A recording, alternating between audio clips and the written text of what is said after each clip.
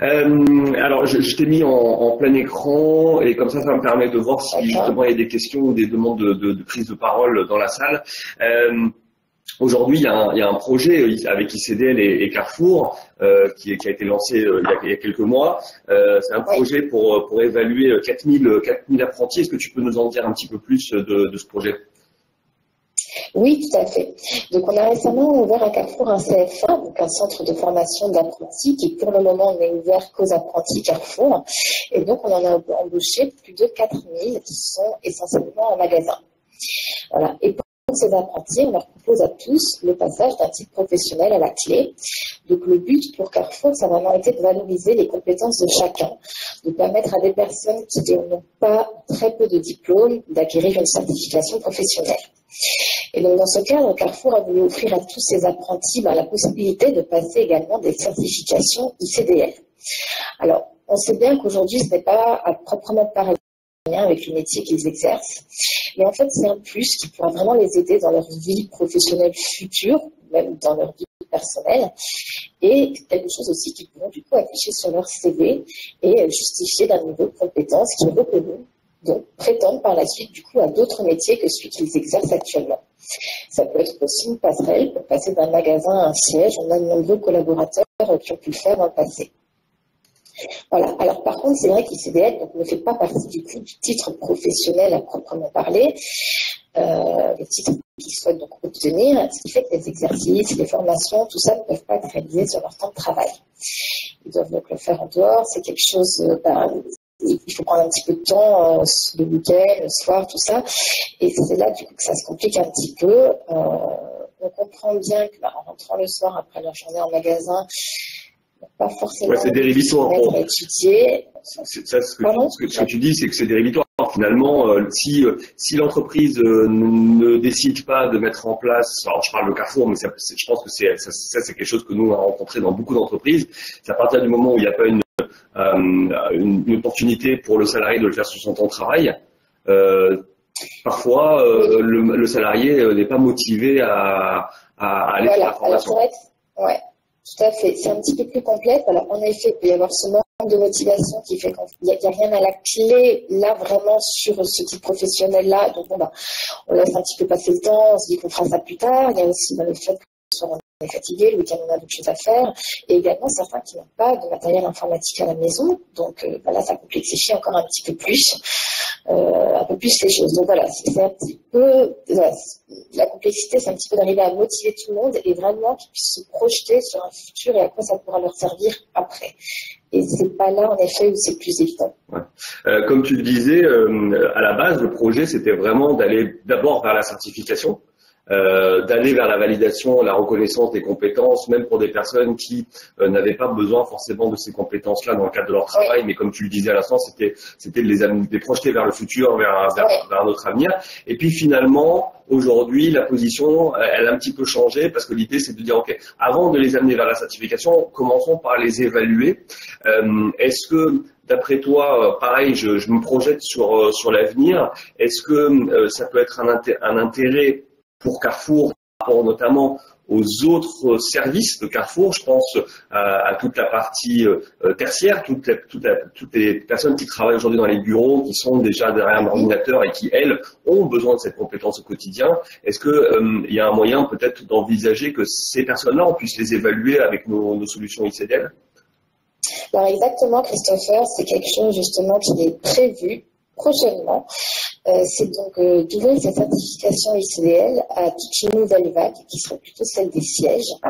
Dans un premier temps, du coup, on va commencer par le proposer à tous les membres du centre de formation et compétences Carrefour, dont je fais partie, qui va représenter à peu près 60 personnes.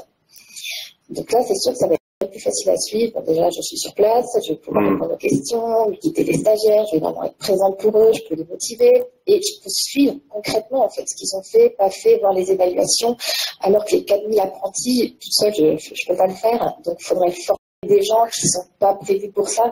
Voilà, donc ça va être bien plus facile sur les sièges, avec des gens qui ont déjà quand même de l'appétence pour l'informatique, qui savent utiliser des ordinateurs. Je pense que là, on va y arriver bien plus.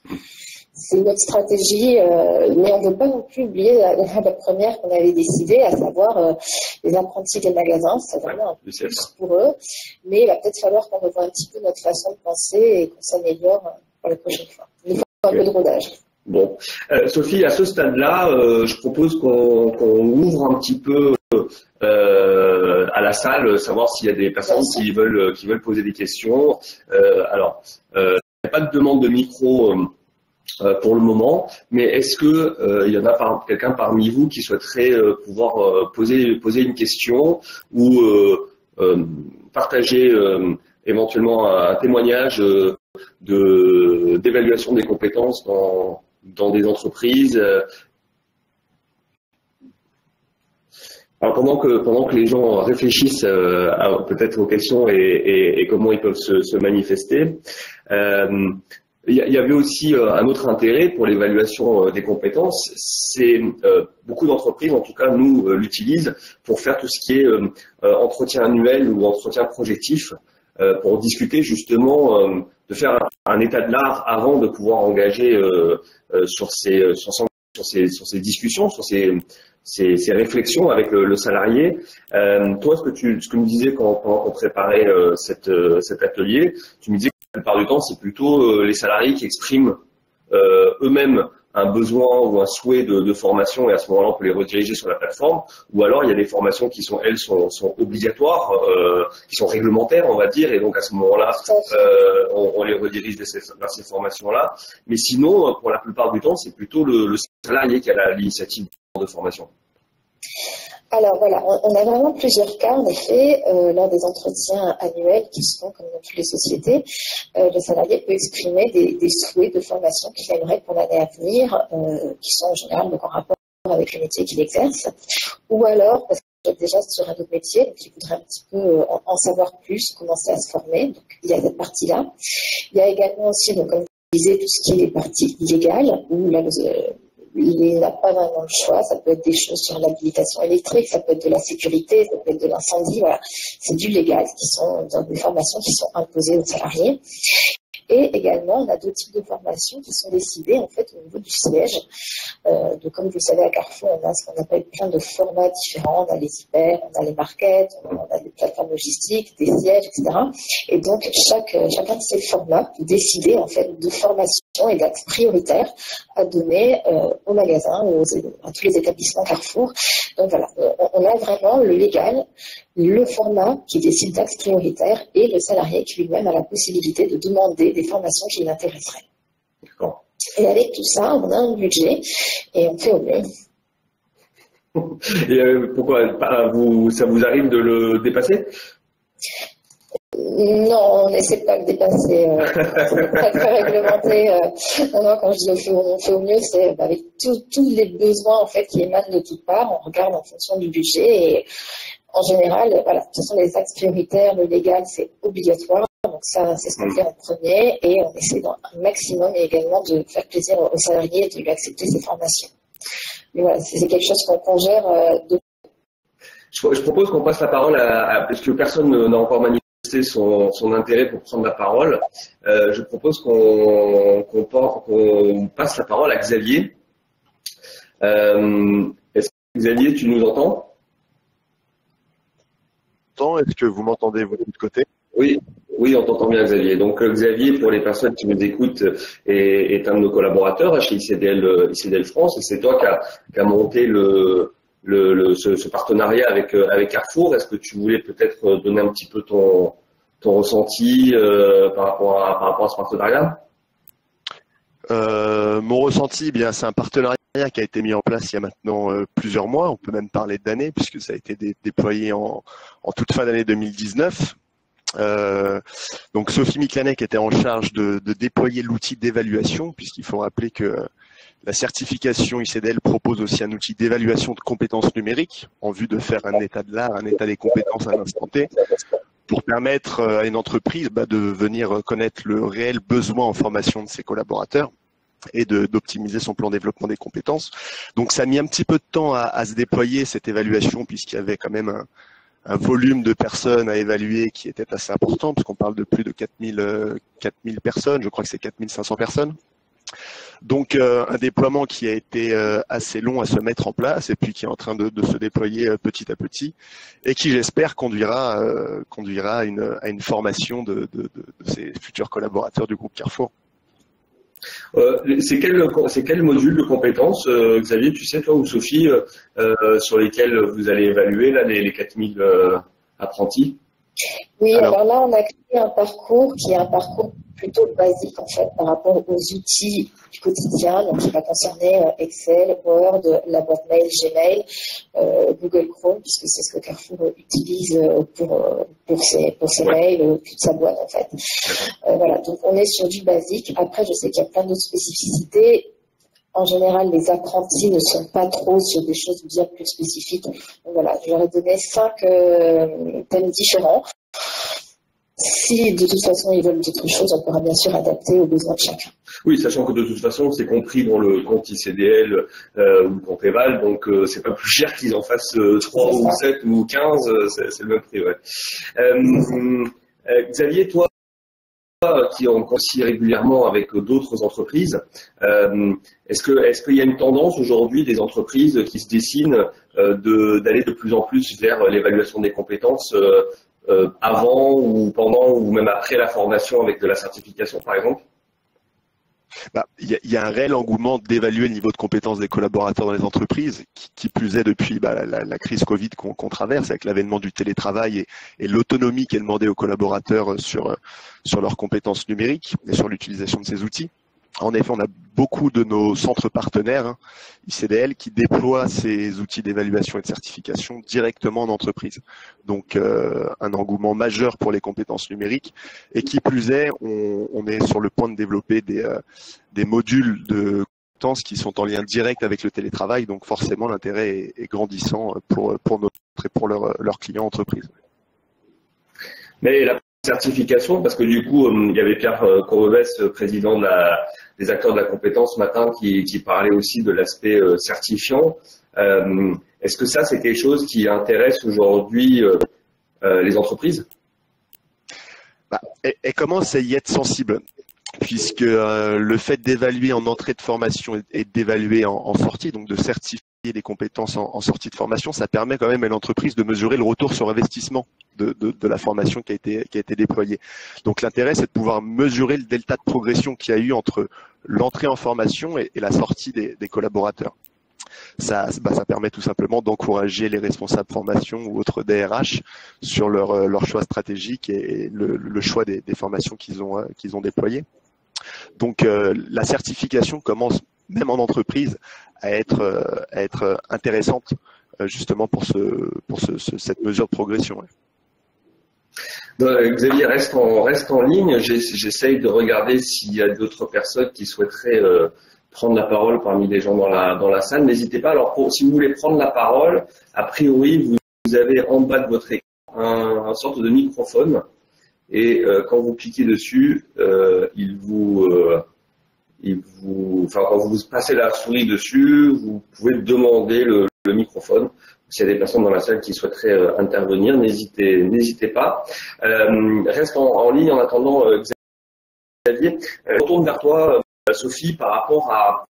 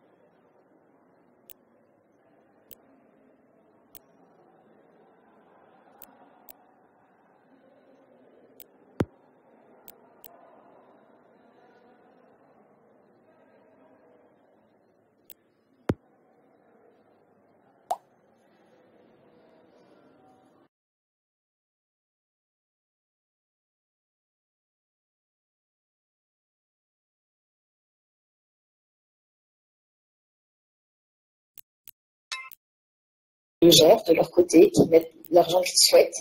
Ce n'est vraiment pas quelque chose qu'on détermine de notre côté, mais il y a toujours le commerce derrière, évidemment, pour aider sur des subventions. Pour ce qui est des magasins intégrés, donc comme je vous parlais tout à l'heure, des formats hyper, les sièges, la logistique, tout ça, c'est vraiment le format en fait au niveau national qui va déterminer un pourcentage de budget de formation qui est en rapport avec la masse salariale de l'établissement. Donc totalement indépendant dans le budget, dans le choix, dans la consommation du budget, vous êtes totalement autonome, quoi. Alors, à ma connaissance, oui, maintenant, voilà, je ne suis pas dans ces instances-là. Mais en tout cas, vous ne faites pas appel à l'Opcommerce, par exemple, pour vous conseiller ou pour vous donner des idées sur les formations qui seraient utiles ou pas. C'est vous qui décidez quand même des formations que vous voulez mettre en place. Oui, on crée en effet, on a nos propres programmes de formation qu'on crée des fois par nous-mêmes ou en accord avec des organismes externes qui se répondent évidemment aux normes légales de la formation professionnelle, mais le commerce ne rentre pas dedans. Après voilà, c'est vraiment un domaine que je maîtrise pas précisément. D'accord. Tu sais quand même quelles sont les formations les plus demandées, les plus suivies par l'arrêt de Carrefour? Ce sont vraiment les formations sécurité. Sécurité santé ou sécurité pour sûr de bien comprendre, c'est qu'il y a parce que je sais que dans certains magasins il y a des gens de la sécurité qui font la sécurité, c'est pas de ça dont tu parles. Non, c'est pas de ça. C'est vraiment on a tout un domaine qu'on appelle le domaine hygiène, sécurité, environnement, et dans ce domaine, donc il y a beaucoup de types de formations différentes, donc qui peuvent aller sur des formations incendie, comme je vous disais tout à l'heure, des formations sur l'électricité, on peut avoir des formations sur la manutention de produits dangereux, ça peut être également la conduite, vous savez, des petits Fenwick, des petits engins pour lever les palettes, tout ça. Voilà, c'est vraiment la sécurité avant tout, qui de toute façon est aussi obligatoire. Et là, on met un gros accent là-dessus. D'autant plus que la plupart de ces formations sont des formations qui sont en recyclage, c'est-à-dire qu'on les fait vraiment une fois et ensuite tous les ans ou tous les 2 ans, suivant les types de formations, il faut faire un petit rappel pour continuer en fait à avoir le droit d'utiliser un Fenwick ou de toucher à l'électricité. Là, vraiment, on met un gros accent dessus. D'accord. Et au-delà des formations réglementaires, est-ce qu'il y a quelque chose d'autre qui se dessine, comme par exemple les langues ou le numérique ou autre chose? Alors oui, pas spécialement les langues, beaucoup de numérique, Google Drive, tout ça, puisque on s'est surtout rendu compte aussi avec ce confinement que les gens avaient besoin plus de savoir en fait sur l'informatique parce qu'ils étaient un petit peu perdus certaines fois. Et là, dans ce cas, c'est beaucoup de formations en e-learning. Donc, on a notre propre plateforme de formation e-learning qui a été donc créée par Carrefour, qui dispense beaucoup de. Ce sont des petits modules en fait sur lesquels les gens se connectent. Il y a des petits quiz à la fin. Donc, s'il n'y a pas quelqu'un en physique, c'est des modules qu'on peut faire quand on le souhaite, quand on a un petit peu de temps, soit le salarié veut le faire par lui-même, ou alors, en effet, des fois, c'est l'entreprise, le magasin, qui va dire ça serait bien que tout le monde fasse tel ou tel module. Voilà. Je propose de revenir vers la salle. Je vois des personnes qui sont connectées. Peut-être simplement poser une question. Est-ce qu'il y a parce que tu parlais des franchisés tout à l'heure de Carrefour, est-ce qu'il y a des personnes dans la salle qui travaillent avec des franchisés de Carrefour? Est-ce qu'il y en a parmi vous qui ont déjà travaillé, si c'est pas avec Carrefour, peut-être avec un concurrent, mais enfin, ou est-ce que vous avez déjà été est-ce que vous avez déjà dispensé des formations vers ce type d'entreprise? Et peut-être que vous voulez témoigner aussi, partager votre expérience par rapport à tout ça. Comme on l'avait expliqué, c'est un atelier convivial et dans le partage, donc n'hésitez pas en tout cas à prendre la parole s'il y en a parmi vous qui souhaiteraient vous exprimer. Sinon, on va parler, Sophie et nous, on va continuer à parler. Xavier, tu es toujours là? Je suis toujours là, j'essaye de mobiliser Jean-Marc ou encore Paola, qui sont des centres habilités, pour qu'ils puissent nous faire leur retour d'expérience sur l'évaluation et puis sur la certification.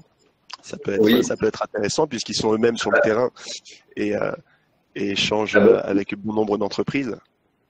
Alors, je vois, j'ai vu effectivement que la parole, elle est là. Je sais pas, je vais essayer de lui passer la parole, voir si elle nous répond.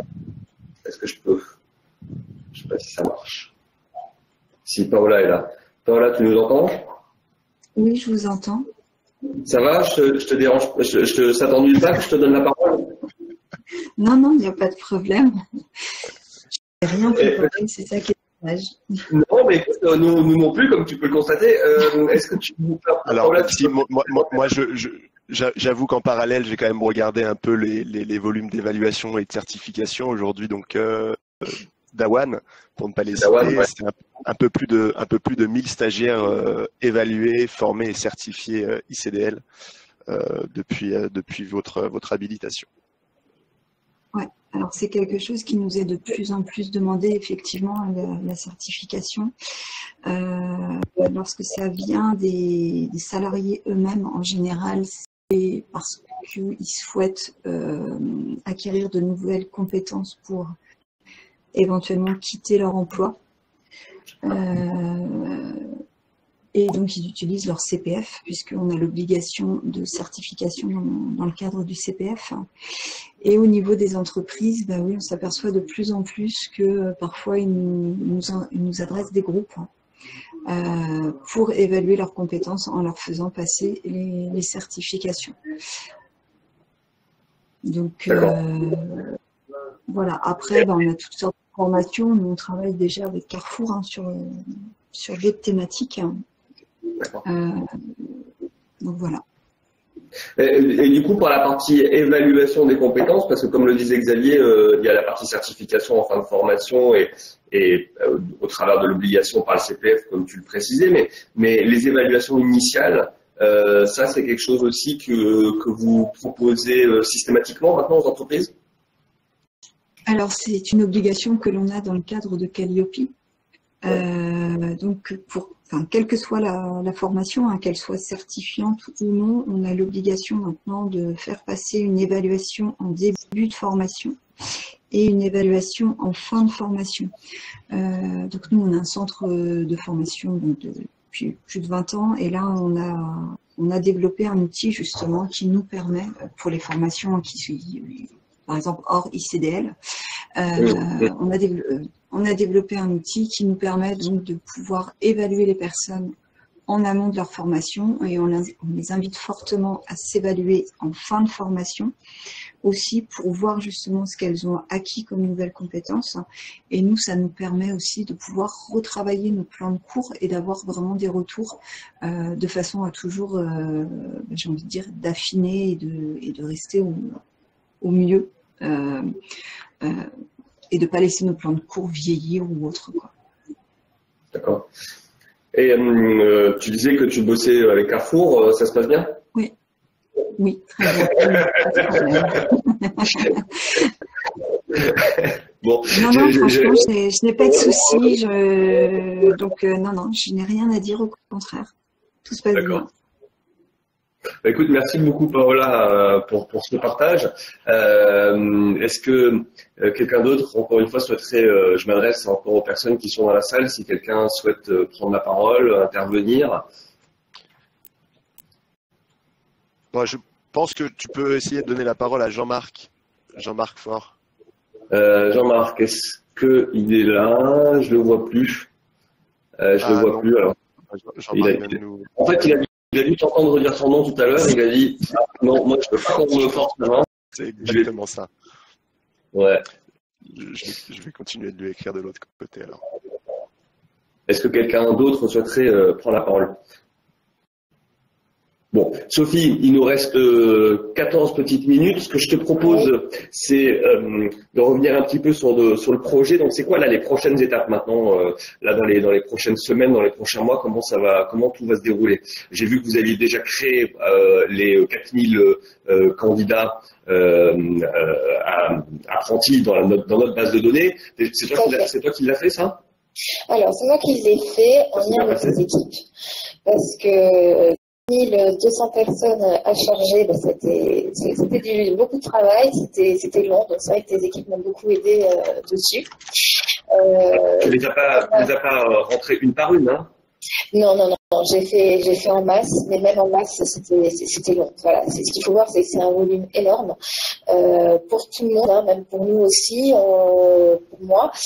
Première fois aussi avec ICDL, donc je me suis retrouvée avec ce gros volume à gérer. Il a fallu aussi qu'on récupère donc, tout ce qui est obligatoire, c'est-à-dire les adresses personnelles des salariés, leurs adresses mail, etc. Donc, ça a été aussi, c'est pour ça que ça a pris beaucoup de temps, c'est qu'il a fallu aller pour chaque magasin, que chacun nous remonte en fait tout ça, sans forcément au début comprendre les tenants et les aboutissants, les gens qui vont être un petit peu plus tard, qui ne voient pas l'urgence de la chose.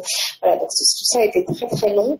Et donc quand c'est enfin arrivé chez moi, c'est sûr que quand j'ai essayé de changer 4000 personnes d'un coup, c'est là où j'ai un petit peu fait planter l'outil, c'est de ma faute. Et tes équipes m'ont bien aidé.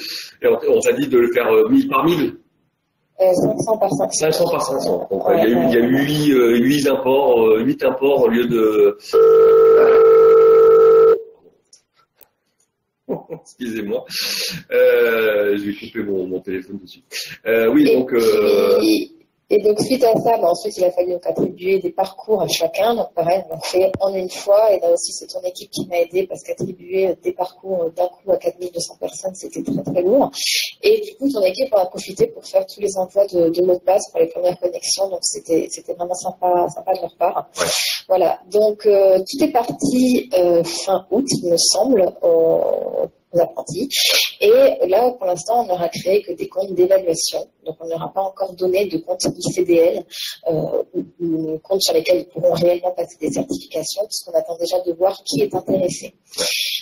Donc, les personnes doivent se manifester avant la fin du mois d'octobre. On leur a laissé 2 mois pour se connecter à la plateforme, faire des essais, regarder un petit peu, voilà, en quoi ça consistait, s'ils avaient de l'appétence pour tel ou tel module. Et je dois avoir les retours d'ici fin octobre pour savoir qui sera réellement intéressé du coup pour passer ces certificats. Le parcours. Une personne de l'équipe est attendue au stand, les acteurs de la compétence. Les parcours de tests que tu leur as attribués, tu les as fait sur la base d'un choix qu'ils avaient exprimé eux, ou t'as fait ce que tu as dit tout à l'heure, tu as pris Word, tu as pris les essentiels de l'ordinateur, les essentiels du web, et tu t'es limité à ça pour un premier temps? En fait, je me suis limitée à ça parce que déjà, savoir ce que 4000 apprentis veulent, c'est compliqué. Et puis, il faut toujours passer par des intermédiaires. Moi, je ne peux pas leur parler en direct. Ce qui fait que ces personnes qui suivent donc tout un programme de formation dans leur cursus de titre pro sont suivies par ce qu'on appelle des tuteurs. Et donc, il a fallu s'adresser aux tuteurs pour que les tuteurs eux-mêmes présentent ICDL et que déjà, quand les stagiaires allaient recevoir le mail de première connexion, ne soient pas étonnés et se demandent pas ce que c'est. Après, moi, j'ai présenté ICDL du mieux que j'ai pu. Je leur ai fourni les formulaires de présentation, les petits docs que tu m'avais donnés. Je ne sais pas comment eux l'ont présenté non plus à leurs stagiaires. Voilà. Mais c'est sûr que en passant par des intermédiaires, on perd un petit peu une partie en fait du savoir et on ne peut pas suivre autant que ce qu'on voudrait. Donc là, j'ai pas eu pour l'instant encore de retour sur les personnes, mais c'est un petit peu normal. Quand on laisse 2 mois aux personnes pour se manifester, en général, ça arrive sur la dernière semaine. Voilà. Donc, d'ici à la fin du mois d'octobre, j'en saurai plus. Pour toutes les personnes qui souhaitent poursuivre, donc, elles vont bien voir qu'elles ont un parcours classique. Je pense que ce parcours est suffisant pour le moment au vu du métier qu'elles exercent. Après, je leur donnerait évidemment la possibilité de faire autre chose. Je pourrais les avoir en direct et leur proposer tous les modules qui existent chez ICDL. Et au vu aussi du volume de personnes qui va être intéressées, on va voir de notre côté comment on gère tous les examens. Alors, heureusement, il y a la possibilité de faire sur ta plateforme les examens en distanciel, ce qui fait que je vais pouvoir en gérer beaucoup en tant qu'examinatrice. Sinon, c'est sûr qu'il faudrait former des gens ailleurs sur le terrain pour passer ces examens. Voilà, donc avant de former des gens, d'autres examinateurs, je vais voir combien de personnes sont intéressées, savoir si moi je peux le gérer ou pas et si je vais avoir besoin d'aide. D'accord. On se rapproche de la fin et puis je laisserai quand même un petit peu de temps à la fin s'il y en a qui veulent poser des questions. Je te propose de conclure un petit peu sur ce dispositif ce partenariat qu'on met en place, il y a quand même des limites et on y est confronté ensemble. Et ça, je pense que c'est aussi important de parler du succès que de parler des difficultés qu'on rencontre lorsqu'on partage comme ça avec les confrères et les consoeurs ce type de retour. C'est que finalement, d'une part, si une entreprise qui met en place un projet de formation ne propose pas de le faire sur le temps de travail, c'est compliqué d'embarquer les salariés en leur disant mais formez-vous sur votre temps libre parce que le temps libre il n'est pas forcément consacré à ça. C'était un petit peu le parallèle qu'on faisait avec les enfants qui travaillaient à l'école et qui avaient en plus les devoirs à la maison et qu'on disait nous les parents une fois qu'on a fini le travail on n'est plus là à faire des devoirs à la maison. Or là en l'occurrence c'est un petit peu ça finalement quand on doit se former le week-end ou le soir et c'est forcément très très agréable et les gens sont pas forcément très motivés pour le faire. Donc ça c'est vrai que visiblement c'est un vrai frein à la formation. La deuxième limite aussi que tu exprimes c'est les intermédiaires.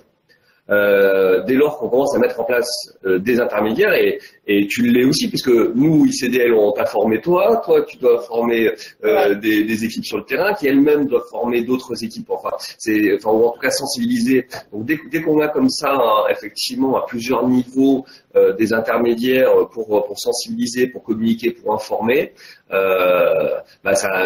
pareil, le message est dilué, il y a de l'incompréhension, on comprend pas pourquoi ces informations-là traversent une personne pour finalement remonter vers une autre, comme tu le disais, avec des emails qui peuvent recevoir directement de vous, mais sans avoir de contact avec vous auparavant. Et donc ça, si on doit retenir aussi une leçon par rapport à cette expérience-là, ce retour d'expérience-là, c'est que il faut pouvoir discuter directement avec les personnes concernées, avoir un échange. Alors c'est pas évident quand t'as 4000 personnes, je comprends bien que tu peux pas forcément discuter en direct avec chaque personne, mais c'est vrai que ça serait quand même plus simple s'il y avait un message clair qui était le même pour tout le monde et qui provenait de la même source, parce que comme ça au moins tout le monde a le même message et tout le monde voilà, il n'y a pas de dilution, il n'y a pas de perte d'information entre la source et la personne qui est au bout du chemin, on va dire, et puis c'est aussi d'embarquer les managers, parce que je pense que ce que tu n'as pas dit là, mais il me semble que c'est ce que tu disais quand on préparait aussi l'atelier, c'est qu'il y a les bénéficiaires, les stagiaires, mais il faut aussi que tu embarques toi les responsables sur les sites. Alors oui, ça c'est dans un cas où, en effet, si on voulait que ça se fasse sur le temps de travail, bien sûr, là, il faut embarquer les managers, comme tu dis, il faut être en accord avec les magasins, qui, eux, voient qu'il y a du monde, il y a beaucoup de clients, il faut faire de la mise en rayon, etc. Donc, déjà, ils acceptent que leurs apprentis passent 2 journées de formation par semaine sur tout ce qui est obligatoire dans l'obtention de leur titre diplômant. Si on leur en demande encore plus alors que ça n'est pas quelque chose d'obligatoire, voilà, là c'est un petit peu plus compliqué. Eux, ils ont besoin de main-d'œuvre, ils ont besoin de gens en magasin, donc il faut que les personnes descendent, il ne faut pas qu'elles restent bloquées dans les bureaux devant des PC. Voilà. Donc c'est vrai qu'il y a plein de choses à prendre en compte. Faut motiver tout le monde. Et vraiment que tout le monde voit les tenants et les aboutissants et à quoi ça peut servir au bout du bout. Ça, c'est vrai que c'est pas évident. Et puis, voilà, c'est sûr que ce volume fait que c'est compliqué. Dans l'absolu, ce qu'il faudrait, c'est suivre chaque personne, regarder là où elle a plus de mal, là où elle s'en sort bien, essayer de personnaliser du coup et de pouvoir dire, de proposer en fait plutôt voilà, des petites formations. Je vois que sur Excel, tu as un petit peu de mal là-dessus. Peut-être que tu pourrais mettre l'accent sur ce type de formation et moi, je ne peux pas le faire. Et les personnes, les tuteurs de ces stagiaires sont aussi relativement débordés, ont plein de stagiaires à gérer, ne peuvent pas le faire non plus, ça ne fait pas partie de la formation diplômante, voilà. Donc c'est un petit peu les freins qu'on a eus. Après, c'était vraiment une première, je pense qu'on va s'améliorer et qu'on fera mieux pour les prochains apprentis. Je pense que ça va être plus facile aussi pour les sièges, puisque on va leur parler informatique et c'est quelque chose qu'ils utilisent toute la journée. Et donc on va faire le test avec nous au centre de formation, où là je vais pouvoir vraiment les suivre. Finalement, c'est un peu améliorer sa recette au fur et à mesure, et là, les ingrédients qui sont vraiment nécessaires pour que ça marche, c'est ceux qu'on vient de citer. C'est éventuellement, c'est le faire sur le temps de travail. Ça, c'est presque une obligation si on veut embarquer le salarié. C'est d'avoir une vraie communication une vraie sensibilisation et d'embarquer aussi finalement les managers. Merci en tout cas pour ce partage, ce témoignage, ce partage d'informations, ce retour d'expérience. Pour conclure, là, il nous reste 3 minutes. Donc juste pour terminer, juste une question que je vais te balancer comme ça. T'étais pas du tout préparé, mais la cybersécurité. Aujourd'hui, priorité chez Carrefour. Comment ça des choses ont changé depuis 2 ans ou pas? Alors, on a fait, en tout cas dans les sièges, je ne peux pas parler en magasin, dans les sièges, on a pu suivre une formation e-learning, donc sur notre module CAC Formation, qui est propre à Carrefour, en effet, où on a parlé de cybersécurité, de phishing, voilà, tout ce genre de choses sur lesquelles il faut faire attention. D'accord, parce que là, vu qu'on avait du mal il y a Joséphine qui demande la parole, à te faire, participer à Team You, là, pour l'autre salon, je me suis dit peut-être qu'il y avait une politique maintenant qui était plus stricte sur la sécurité, la cybersécurité. Joséphine. Je pense que Joséphine essaie de nous parler, mais nous ne l'entendons pas. Décidément un problème de microphone. Bon, de toute façon, il nous reste qu'une minute. Je ne sais pas donc si ça va marcher, Joséphine. On ne t'entend toujours pas. Non, on ne t'entend pas. Moi, je t'entends de la pièce d'à côté, mais...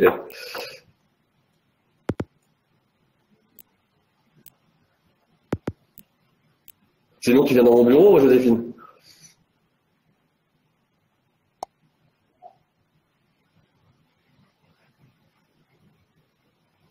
Bon, écoute, Sophie, je te remercie. Je vois que Joséphine se rapproche, donc elle va peut-être vouloir dire quelque chose, annoncer quelque chose à tout le monde. En tout cas, moi, je tiens vraiment à te remercier pour avoir pris le temps de venir partager ton expérience, et puis pour aussi ce dispositif qu'on est heureux de monter avec vous chez Carrefour. Joséphine. Bonjour à tous, bonjour Sophie. Moi, j'avais une petite question. Je voulais savoir si vous avez eu des retours concernant le ressenti des salariés par rapport à ces projets de formation qui sont parfois imposés ou parfois voulus de la part du salarié. Est-ce qu'il y a eu des remontées à ce sujet-là? D'un point de vue managérial, est-ce que le salarié est ressorti heureux, productif?